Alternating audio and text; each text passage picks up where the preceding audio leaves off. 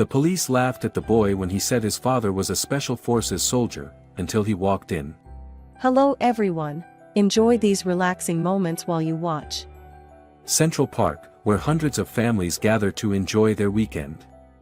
The laughter of children echoed across the area, mixing with the creaking sounds of bicycles and the soft strumming of a street guitarist near the fountain.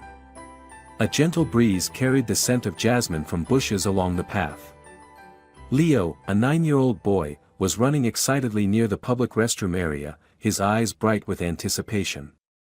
He wore a red hoodie and a pair of sweatpants that were slightly too short after a year of wear, but still clean. He shouted while running. "Mom!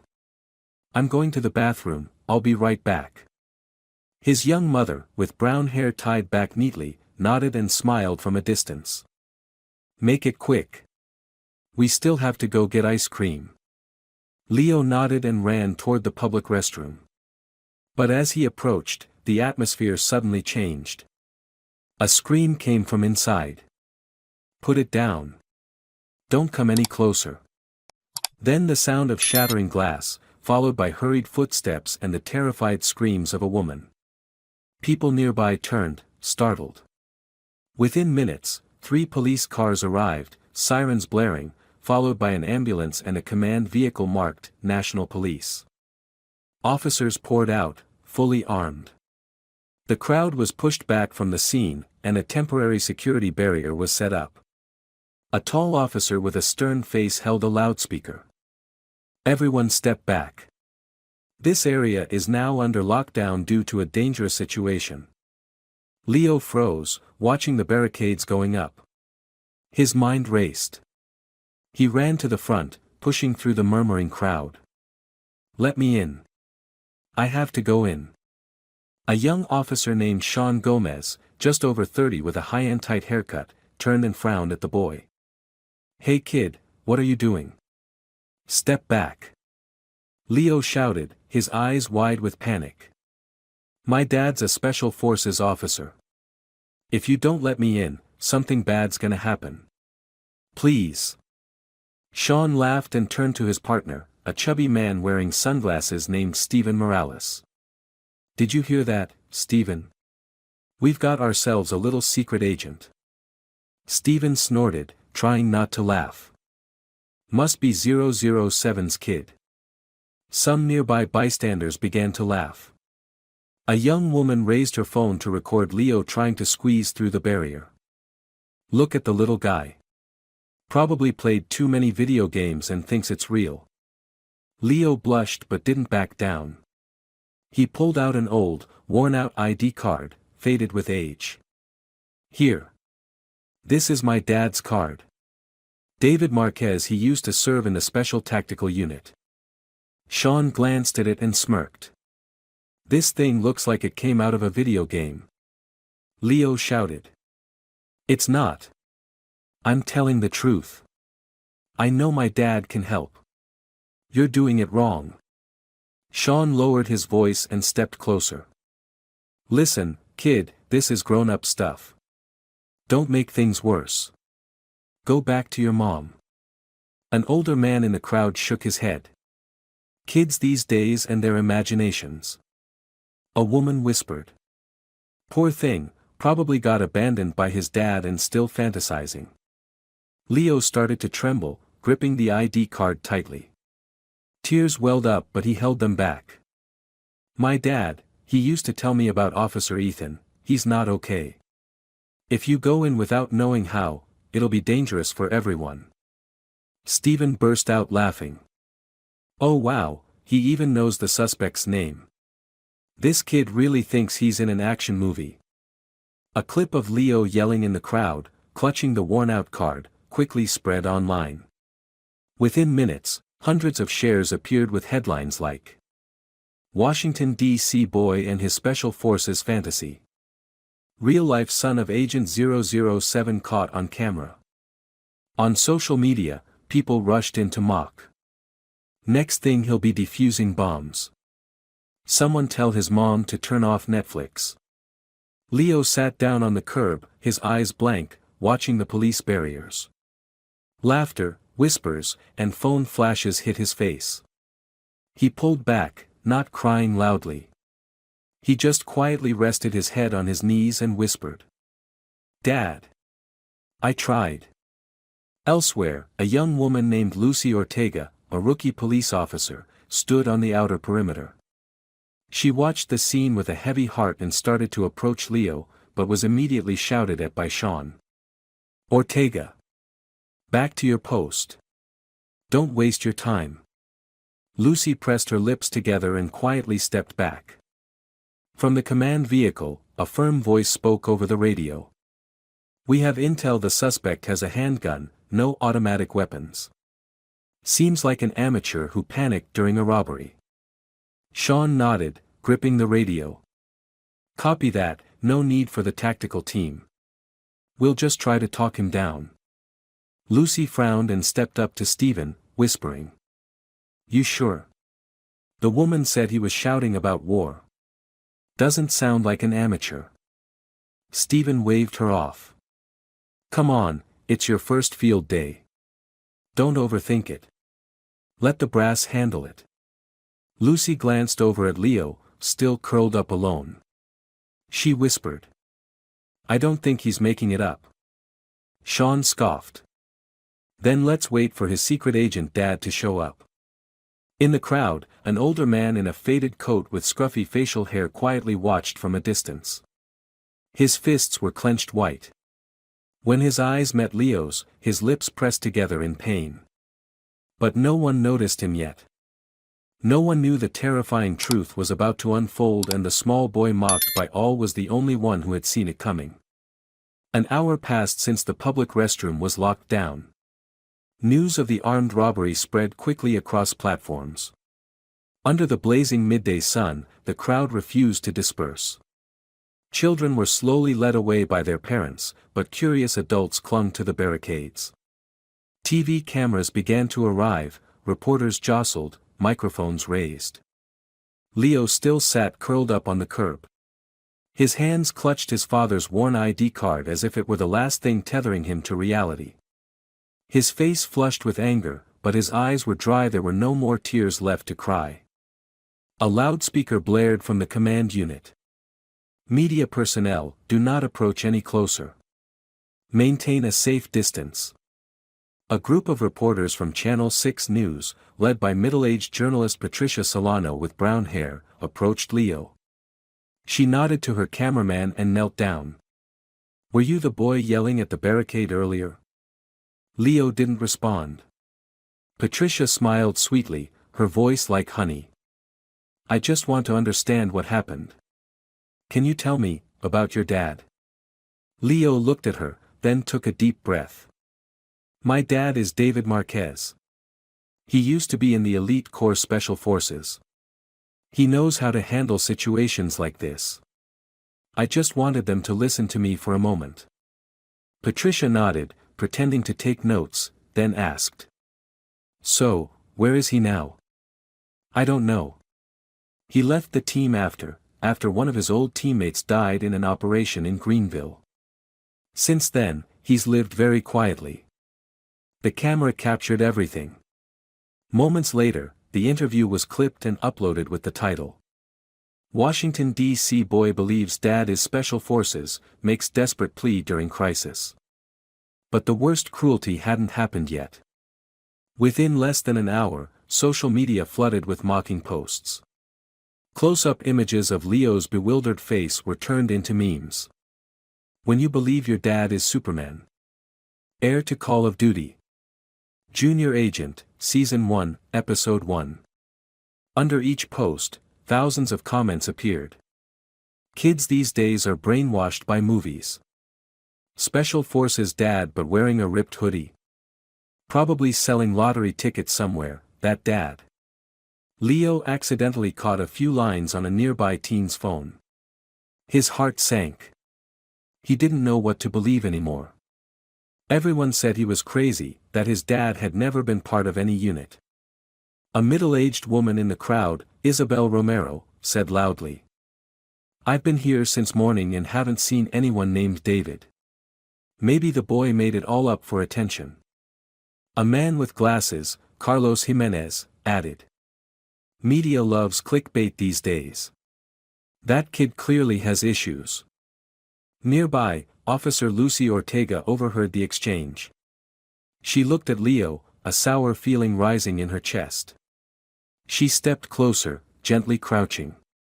You okay? Want some water? Leo shook his head, voice hoarse. I don't need anything. I just want them to listen. Lucy opened her mouth to say something, but Sean cut in again. Ortega. How many times do I have to say it? Stop wasting your time on that kid. She flinched, stood up, and reluctantly turned away. Leo bit his lip until it bled. He looked around at the crowd at the strange faces, indifferent or even entertained watching a child cornered and ridiculed. I know Officer Ethan. I saw his photo in my dad's old pictures. He used to serve with him. He has PTSD. If you go in wearing uniforms, he'll think you're here to kill him. Another officer, Lieutenant Ramiro, frowned. Kid, this is the last time I'll tell you. Step back. Or I'll have to call your parent. I'm telling the truth. I'm not lying. This isn't your business. Step back. Ramiro gently shoved Leo's shoulder, almost knocking him over. The crowd erupted with commotion again. Someone captured the moment on video and posted it with the caption. Mini obstruction of justice Washington, D.C. edition. Leo stood back up, lips trembling, fists clenched. He shouted. If anything happens in there, you'll regret it. The crowd burst out laughing. Sean looked at him as if observing some strange creature, then turned away coldly. Another female reporter named Anna Beltran, from PBS, leaned over to Patricia Solano and whispered. Kids like him often end up radicalized later. They live in their own fantasy world for too long. Patricia scoffed. We've got our story now. Real or fake, the audience will eat it up. A kid who thinks he's the son of a secret agent. Who wouldn't be curious? Just then, a figure slowly walked toward the barricade from afar. A faded coat, worn leather shoes, and a slightly limping gait. No one noticed him. No one knew who he was. Except Leo. The boy's eyes widened as he recognized the man. Dad. But no one heard him in the sea of noise. As the man approached the barrier, two officers blocked his way. Sean stepped forward, visibly annoyed. What do you want? The man pulled a worn ID card from his coat pocket and held it up. My name is David Marquez. I served in Special Unit GRS Team 3. I'm here to talk to Ethan Calderon. Sean let out a loud laugh, loud enough to turn heads. Did you just walk out of a nursing home? This isn't your old war playground. David didn't react. His eyes were sharp, his voice calm. If you don't want any more casualties, you'd better give me a chance. A group of other officers, including Ramiro and Stephen, gathered around. They all looked at David like he'd stepped out of a fairy tale. Lucy Ortega quietly watched him. There was something painfully real in that man's eyes. But she still didn't dare speak up. Sean stepped closer, raised his voice. All right. We'll consider it. But for now, step back. This is a real crisis, not some old man's war story circle. From behind, Leo's eyes welled with red. He shouted. That's my dad. He can help. Be quiet. Sean barked. Leo covered his ears, but kept yelling. Please. Believe me. The scene made a few people in the crowd uneasy. But no one moved. Under the blinding sunlight, in a Washington, D.C. steeped in doubt and mockery, a 9-year-old boy was slowly being crushed by a system that refused to believe the truth simply because it was too unusual to be heard. Inside the temporary command center set up in the park, a large screen displayed the layout of the scene. It showed the floor plan of the public restroom, analyzed via security camera footage. Officers, technicians, and negotiators were all focused on it. The air was tense, yet carried an air of overconfidence. They believed they were in control. Sean stood at a microphone and presented. We've identified the suspect as a male, approximately 37 to 40 years old, about 5 feet 9 inches, average build, armed with a handgun. The individual appears panicked but has not shown signs of aggression toward the hostage. No indication of high-powered weapons or any signs of an organized terrorist intent. Police Chief Julian Paredes, a salt-and-pepper bearded man who had dealt with many major cases, frowned. What makes you think he's not a high-level threat? Sean replied confidently. We heard him refer to the hostage as girl, not by name. That suggests it's not a personal target. Also, he's twice let the hostage step close to the doorway without firing. That behavior indicates he doesn't want to harm anyone yet. A female communications officer, Sofia Vargas, interjected. The media's already tense. If shots are fired, the footage will air nationwide. We need to follow negotiation protocol before any hard breach. Paredes nodded slowly, though his eyes remained skeptical. Have we run a background check? Sean responded. Name's Ethan Calderon. No criminal record. Unemployed. Former military file shows discharged for mental health reasons, but details are unclear. We're requesting more information now. In the corner, Lucy Ortega leaned against the wall, still watching the bearded man sitting beyond the barricade. She whispered to her colleague. If that really is David Marquez, what he said might be important. I don't think anyone's actually checked. Her colleague, Lieutenant George Rubio, shrugged. Chief hasn't approved it yet. And what if the guy's just some lunatic? Lucy stayed silent. Outside the barricade, Leo remained next to his father. David glanced toward the restroom structure, his eyes sharp with the familiarity of someone who once studied that exact layout back when such facilities were sometimes used as trap zones in his active years. He asked his son softly. Did you clearly hear the suspect's name? Officer Ethan Calderon. You mentioned him once, during a story, in Los Angeles, right? David gave a small nod. His lips pressed together, clearly fighting something internally. He's not okay, Leo. He got removed from the unit after watching his teammate die right in front of him.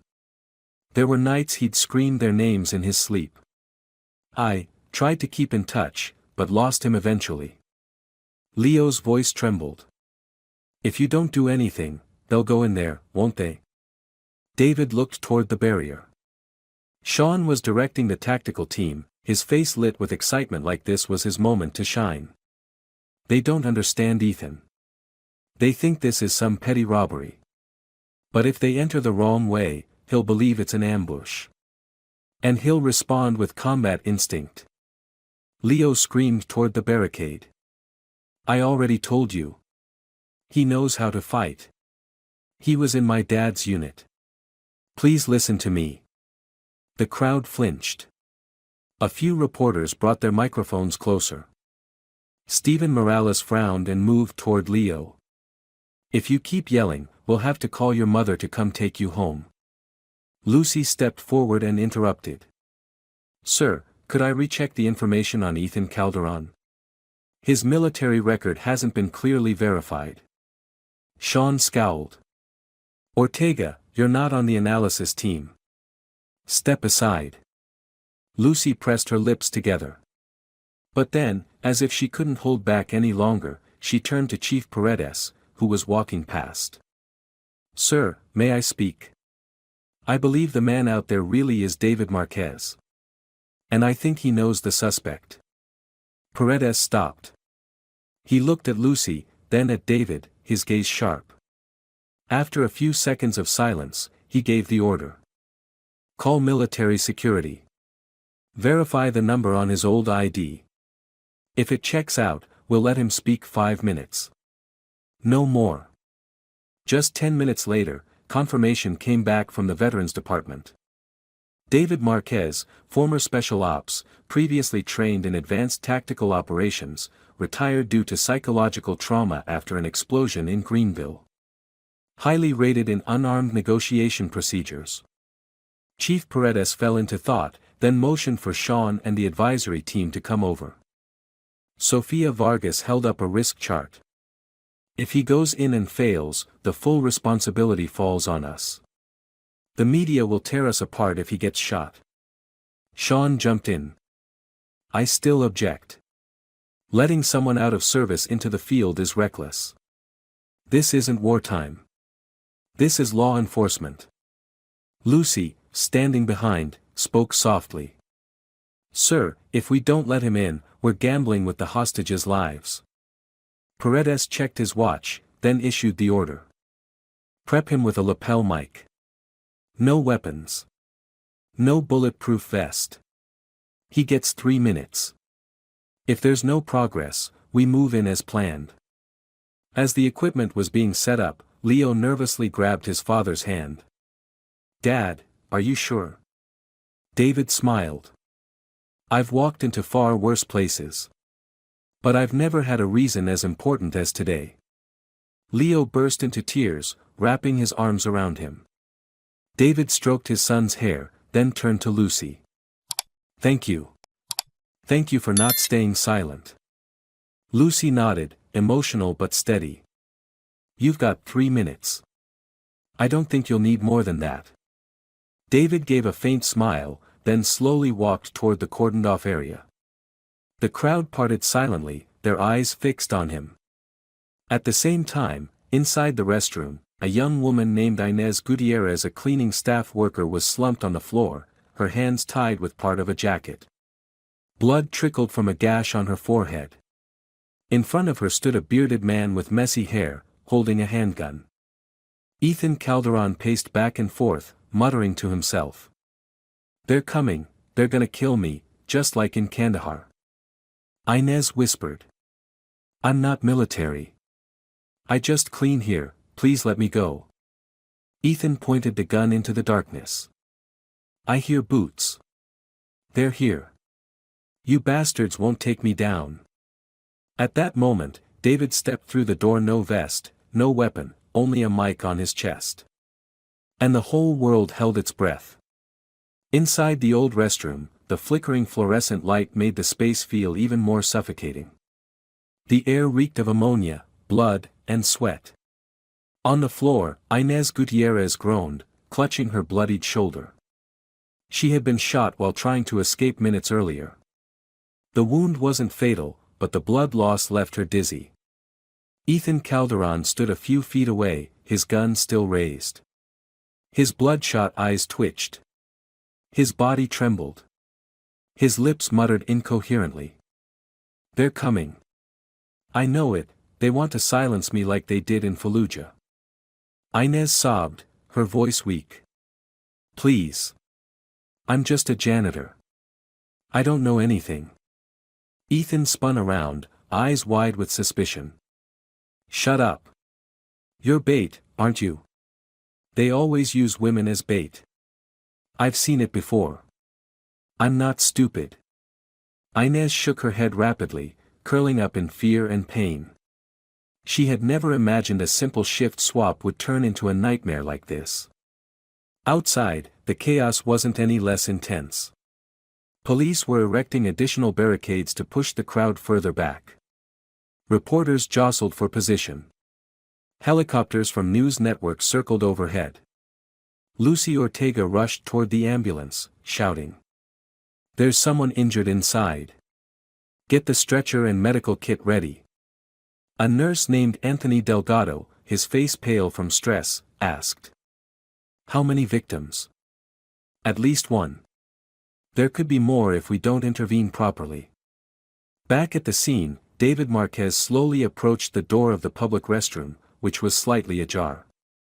The mic clipped to his chest transmitted audio back to the command room, where everyone was glued to their monitors, headphones on, following each breath. He stopped a few meters from the door and spoke in a steady voice. Ethan, it's David. David Marquez. Do you remember me? Inside, Ethan immediately turned, gun aimed at the door. David? You think I'm stupid? You're with them. David didn't move, his voice calm and unwavering. No, I'm unarmed. I'm not here to capture you. I'm here for Inez, and for you. Ethan growled, spitting out the words. For me. You all left me behind on the last mission. I was screaming into the radio. You heard me and you didn't come. David closed his eyes for a few seconds. His lips trembled, as if the memories were crashing back. He opened his eyes and said slowly. I heard you. And I begged command to let me go back in and get you. But they wouldn't allow it. Silence fell. In the command center, no one breathed. Media outlets outside paused as well, unable to receive new updates. Only the trembling sound from David's chest mic echoed through the room. Ethan didn't respond. But the gun was now pointing down at the ground. David gently continued. Do you remember when I taught you to disassemble your gun with one eye closed? You kept messing up because your hands shook. 1 second. Then 2. Then a hoarse chuckle from inside. You made me drill that for 3 straight weeks, wouldn't let me have dessert until I could do it blind. David smiled and took a small step forward. You were the fastest in the unit, Ethan. No one was better than you. But war doesn't spare the best. At that moment, a voice cut through the tension like a blade. He's moving. He has a weapon. It was Paul Esquivel, a rookie sniper, shouting through his scope, misreading Ethan's motion as he lifted his hand away from Inez. Paul shouted. I see suspicious movement on the target. Do I have permission to fire? In the command room, Sean grabbed the radio and yelled. Hold fire. Do not shoot.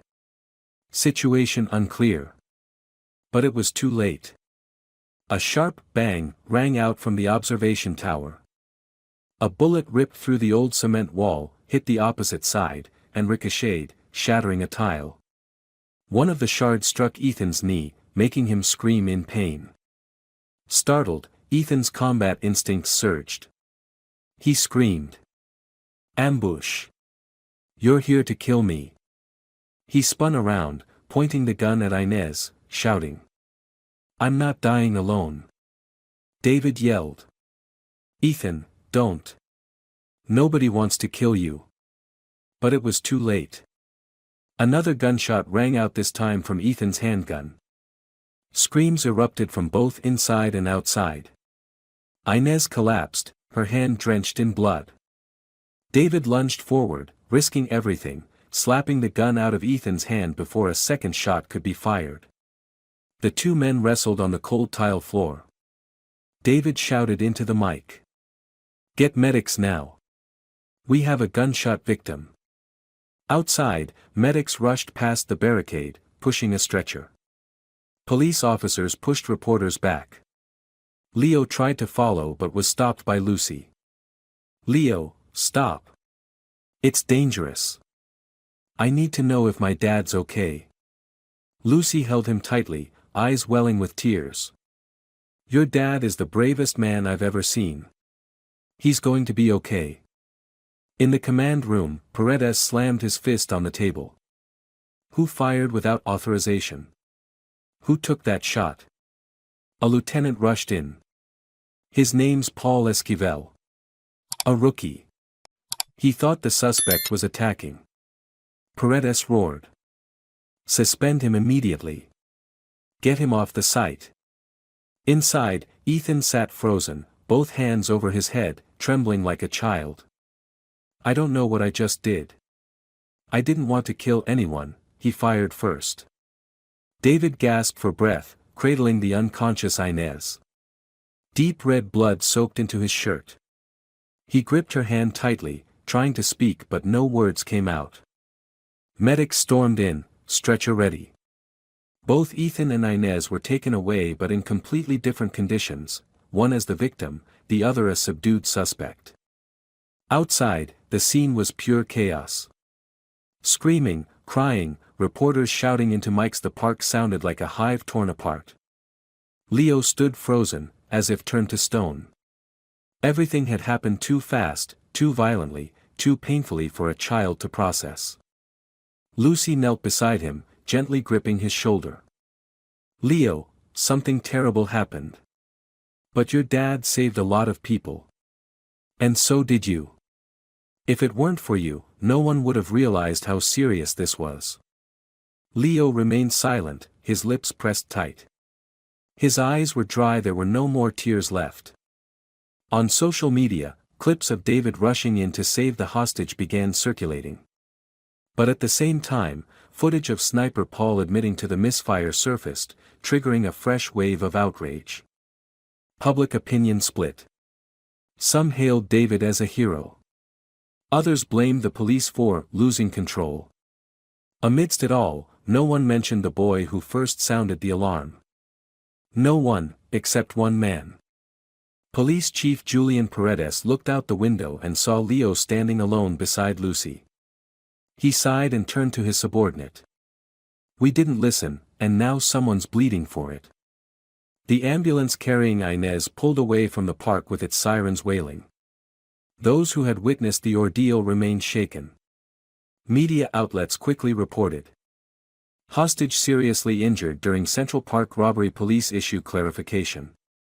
Criticism against the police spread quickly, alongside clips showing David Marquez leaping in to stop the shooter. Under the blazing sunlight, David stood silently near the secured area, his shirt stained with blood, eyes weary, but his expression eerily composed. Leo ran up and threw himself into his father's arms, choking. "Dad! I thought they shot you." David knelt down, hugging him tightly. "I'm all right. But that girl might not be.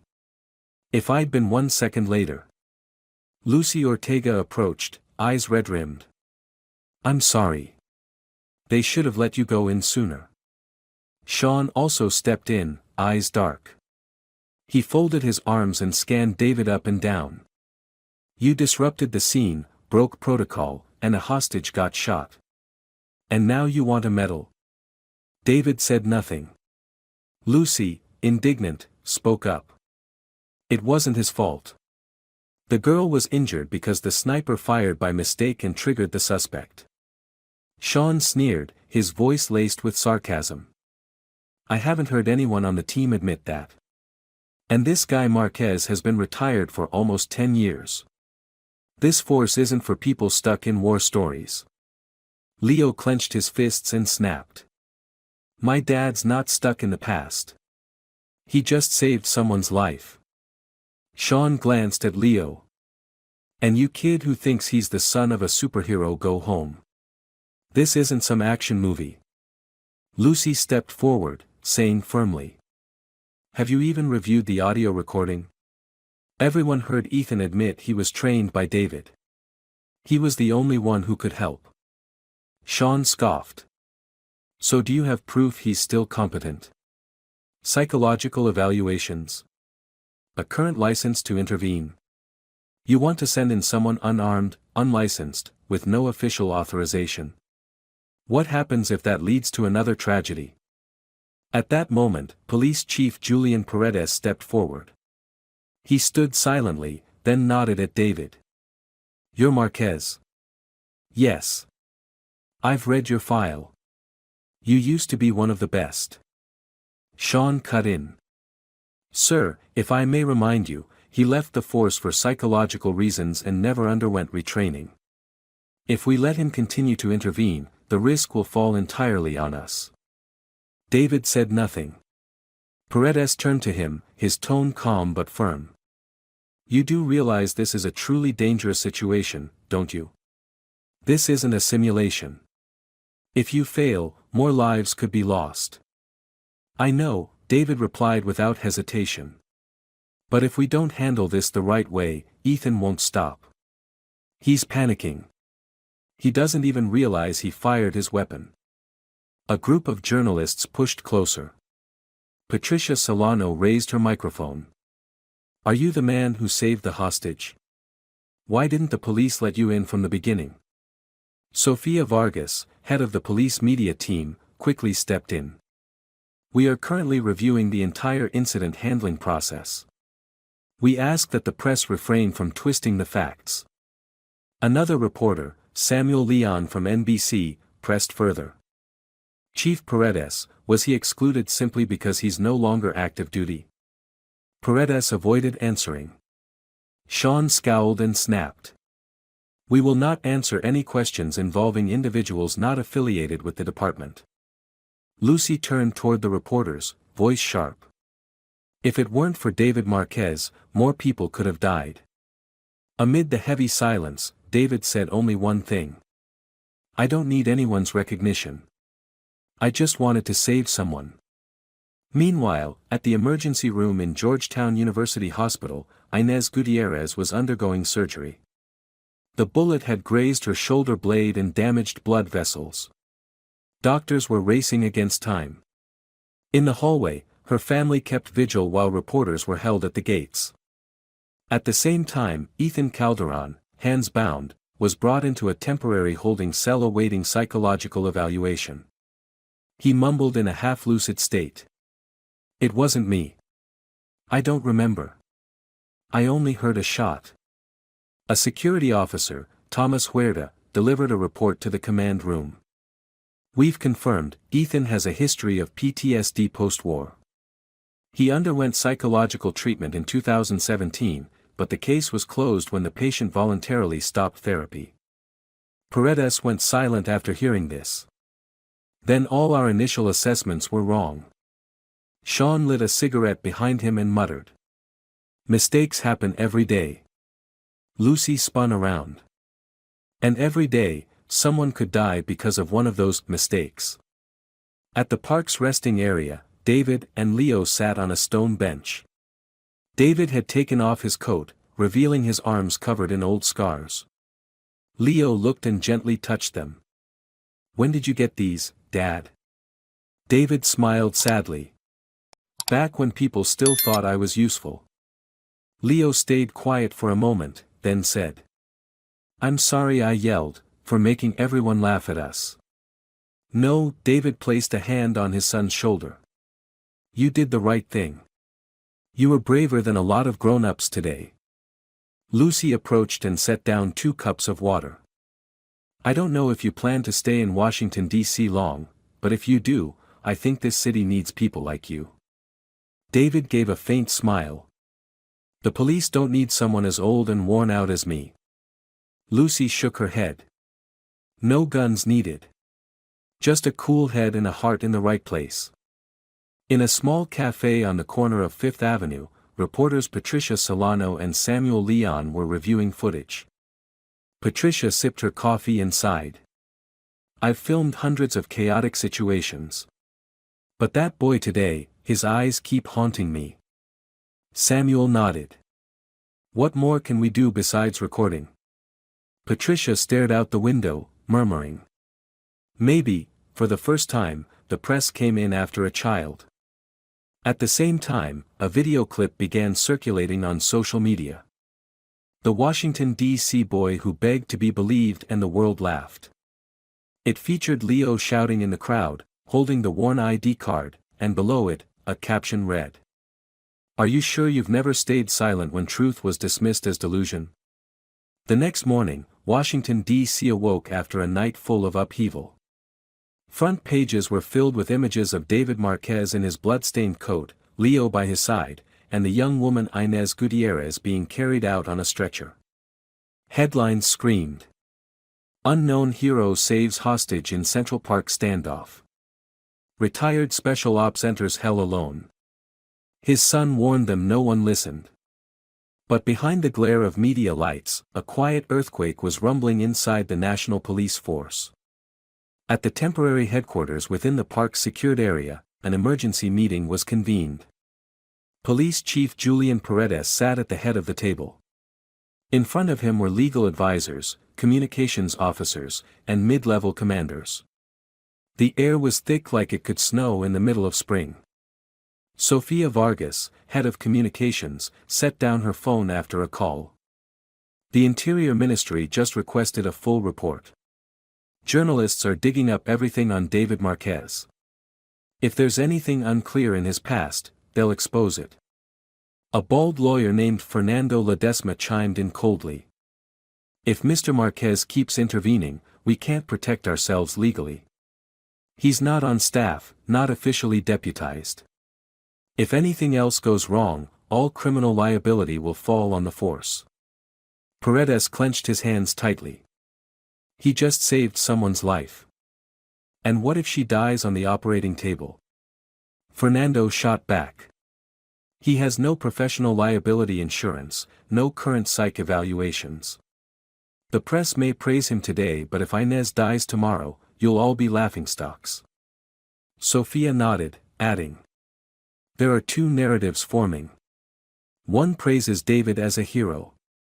The other questions a breakdown in our chain of command. If we want to protect the police's image, it's best he doesn't appear again. Sean, seated in a corner, nodded along. I said it from the start. Every time you let an outsider in, you open the door to disaster. We got lucky no one else died yesterday. That shouldn't happen again. Lucy Ortega stood up abruptly from her chair. Ladies and gentlemen, David saved a hostage with his bare hands. He didn't shoot anyone, didn't cause panic, didn't break any laws.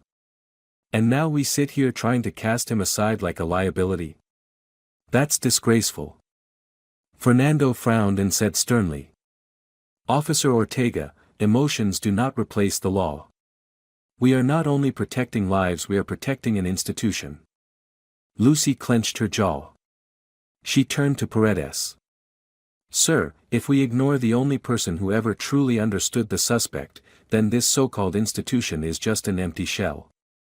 And one day, we'll be the ones it fails. Paredes didn't reply immediately. He closed his eyes for a few seconds, then slowly nodded. I will meet with David again. But if there's further opposition from higher up, I won't be able to protect him any longer. Meanwhile, in a small cafe in Brooklyn, David sat silently with Leo. He sipped black coffee while Leo picked at a slice of toast, too drained to chew. His face still showed signs of the previous 24 hours' exhaustion. Leo spoke first. Are they going to send you home, Dad? David didn't respond right away. He looked at him, eyes hollow and dark. Probably. But why? They need you. My son, people don't just need the truth. They need what's convenient. A female voice spoke up behind them. You're becoming a symbol. But symbols are easier to silence than to protect. Lucy Ortega stepped in, holding a file folder. She sat down at the table, her eyes anxious. I can only talk for a few minutes. They're looking for any reason to remove you from the case. David nodded. I figured as much. They won't let you near Ethan again.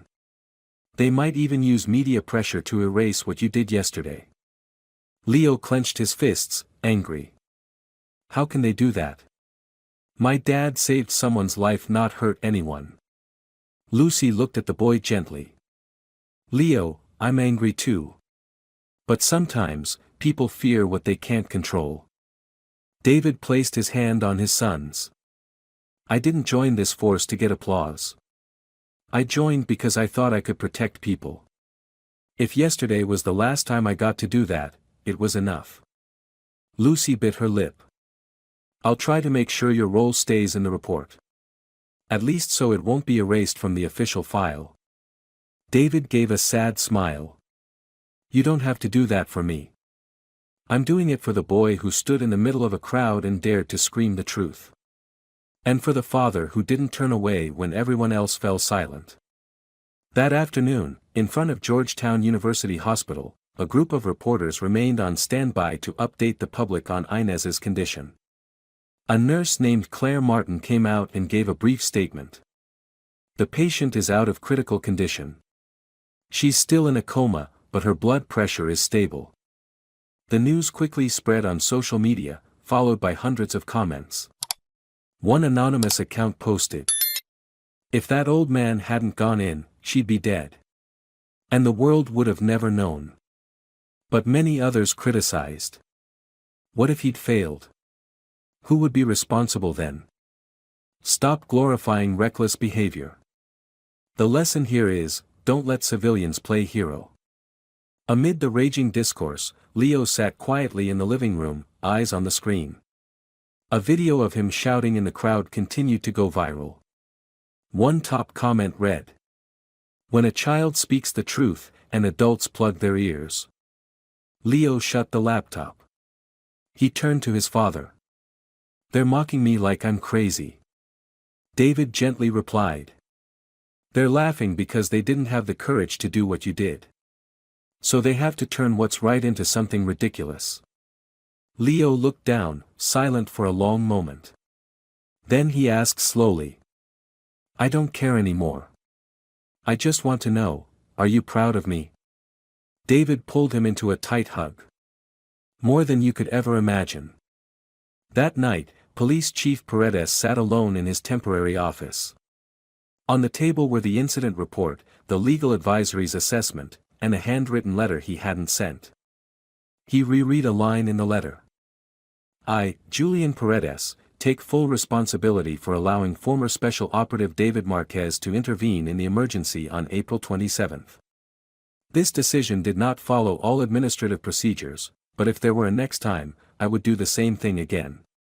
He picked up the pen, about to sign, then set it down again. Outside, the press lights were still on. In that moment, he knew, sometimes doing the right thing and doing the safe thing are two completely different paths. At Georgetown University Hospital, Inez Gutierrez had just been moved out of post-op. Under the dim light, her eyes fluttered open.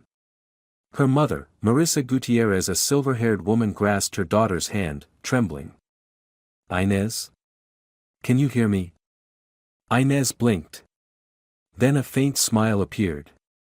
"That boy, the old man, saved me."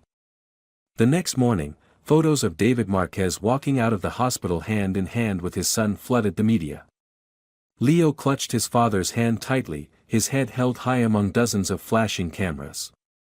A journalist pushed forward and asked, "Mr. Marquez, do you have anything you'd like to say?" David paused. He looked around at all the faces that once mocked his son, that once laughed when Leo held up that old ID card in the crowd.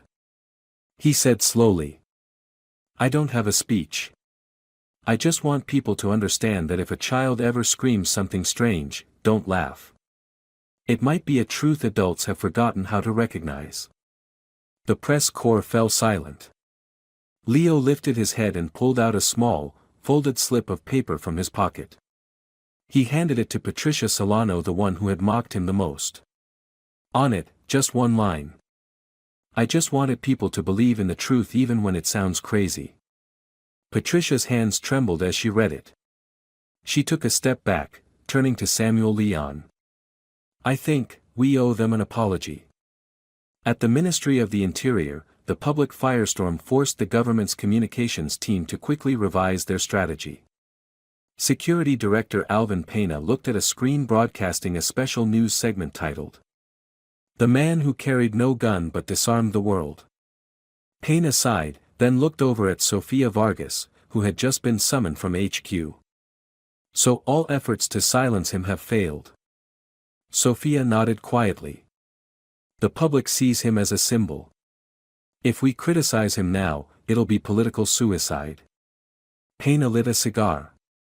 After a moment of reflection, he said, "Then make him a retired legend. Just don't let him step into the field again." At Washington, D.C. Police Headquarters, in a small room with no cameras, Sean sat with his head down. On the table lay a letter from the Interior Ministry suspending him for internal investigation over protocol failures during the incident. The disciplinary order read, "Failure to clarify misfire authorization, lack of command control, evidence of witness mistreatment." The door opened. Lucy Ortega stepped in. Sean looked up, voice hoarse. You here to give me a lecture? Lucy sat across from him, locking eyes. No. I came to say that you weren't the only one who got it wrong that day. But you were the only one who laughed while that kid cried. Sean said nothing. His face had lost its usual arrogance. He pulled out a sealed envelope from the drawer. I wrote this the night it happened. Didn't have the guts to send it. For who?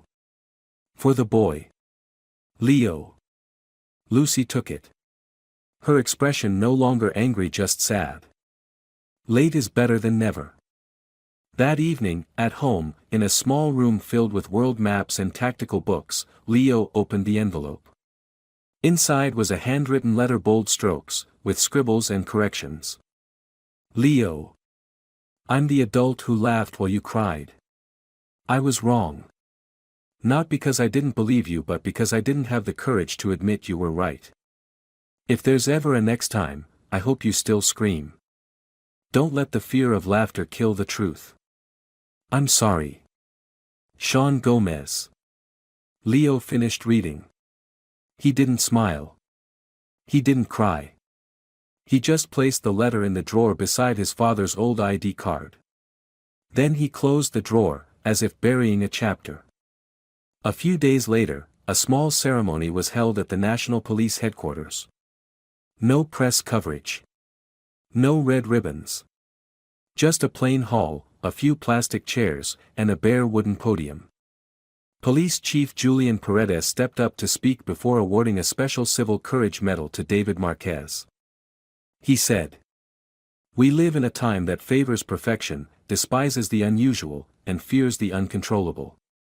But on that day, it was someone imperfect, without rank, without weapons, who reminded us how to be human before being police officers." David stepped forward and accepted the medal from Paredes. The entire room rose and clapped silently. In the back, Lucy Ortega placed her hand on Leo's shoulder. "Are you proud of your father?" Leo didn't look up. He whispered, "I'm proud of myself too." Lucy smiled. "You should be." 6 days after the Central Park incident, Washington, D.C. woke to a peaceful Saturday morning. But in the minds of millions across the United States, the echoes of that crisis still lingered. On social media, hashtags like #DavidMarquez, #LeoElValiente, and #Ethan Calderon dominated the trending charts. A specific video clip went viral showing David walking into the restroom unarmed, his voice ringing clear. "I'm not here to arrest you. I'm here to end this." Within 48 hours, the clip surpassed 12 million views, with hundreds of thousands of heartfelt comments. He made a madman put the gun down with nothing but words. His son believed in the truth. And he was right. I cried. Not out of fear, but because it gave me hope. In contrast, those who had spoken against Leo were now being called out. Among them, Sean Gomez faced the harshest criticism. A resurfaced clip showed him mocking Leo. Maybe he's 007's kid. The backlash was intense. Though no official disciplinary decision had been announced, Sean voluntarily filed for transfer to an administrative post far from fieldwork. In an internal interview with Channel 6 News, when asked why, he simply answered, "I no longer trust myself to listen when it matters." At home that morning, Leo sat in front of the computer with his father. They watched the show Open Space, airing a special feature titled, "From a Hopeless Scream to a National Lesson." The host asked, "If you could go back to that moment, would little Leo still scream?" David smiled and looked at his son. "Go on. You answer." Leo hesitated slightly, then looked straight at the camera. "I'll scream louder. And if someone laughs at me again, I'll keep screaming until they understand." The show instantly became a media sensation. The hashtag #KeepScreamingLeo spread across all platforms, becoming a symbol for children's right to speak up. That same morning, a PBS reporter visited Inez Gutierrez at the hospital. She was still recovering, her arm wrapped in bandages, but her face was glowing. Do you remember the moment Mr. Marquez walked in? The reporter asked. Inez nodded, her voice soft. I thought I was going to die. But when he spoke, I don't know why, I just believed I wouldn't. Do you have anything you'd like to say to him? I want to say, thank you. Not just for saving me, but for making me believe in people again. Later that afternoon, Leo and David strolled along the cobbled path by the lake in Central Park, the very place that, just a week earlier, had been a scene of chaos. Now, a cool breeze blew, the water rippled gently, and children played as if no tragedy had ever occurred. Leo carried a small notebook where he'd written down every piece of the story about his father. He handed it to him. I wrote it all down. The stuff about Ethan, about Officer Sean, and even the part where you talked to him about Michael. David flipped through the pages, eyes misty. He smiled. If you're planning to publish this, make sure I get a signed copy. Leo teased. I just want you to teach me how to disassemble a gun with one eye. David burst out laughing and ruffled his son's hair. No need to disassemble anything. You already won with words. I learned it from you. It was a moment of peace so strange, so rare, in a city that had burned with outrage just days before. The next day, Leo and David received a special invitation from Harvard University. One line in the letter read, We respectfully invite Mr. David Marquez to speak at the forum, Crisis and Civic Courage. Topic, When Words Can Save Lives. Leo looked at his father, eyes bright. Will you go? David paused in thought. I never imagined standing on a stage. But if I can pass something on to young people, then why not? A week later, the university auditorium was packed. Hundreds of students, faculty, and guests sat in respectful silence. As David stepped up to the podium, the spotlight cast silver glints on his hair like the dust of old battlefields. He began. I used to think war was only found within borders where there are guns and blood. But after that day, I realized, war also exists in the mind. In the silence when words are needed. In the laughter when someone else is hurting. He paused and looked to the back of the hall, where Leo sat beside Lucy Ortega. The hero that day wasn't me. It was a 9-year-old boy who dared to scream when adults stayed silent. The entire auditorium rose in a standing ovation. A student asked. If you could say one sentence to the officer who mocked your son, what would it be? David replied, without hesitation. I forgive him. But I hope he never stays silent at the next cry for help. That night, at Leo's home, David opened his laptop. A new email appeared from Sean Gomez. Subject line, Second apology. I listened to your speech. And now I understand why people listened to you and why I was silenced. I'm not asking to be seen as a good man. I just ask not to become worse than I already was. David didn't respond. He simply clicked save and closed the laptop.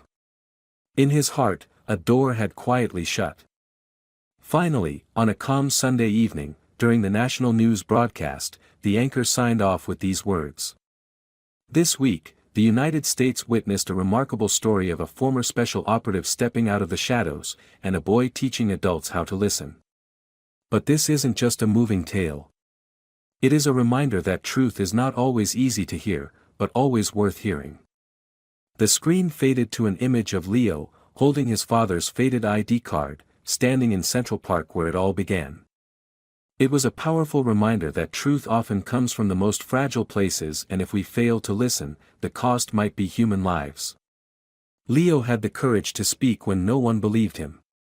And David proved that courage doesn't require weapons, it requires conviction and faith in what is right. Children deserve to be heard. Those who made mistakes can still make things right. And society only moves forward when it stands with truth, not with the crowd. If you enjoyed this story, we invite you to give it a like and subscribe to our channel. Your support motivates us to keep bringing heartwarming stories almost every day. We are very grateful for your support. See you soon.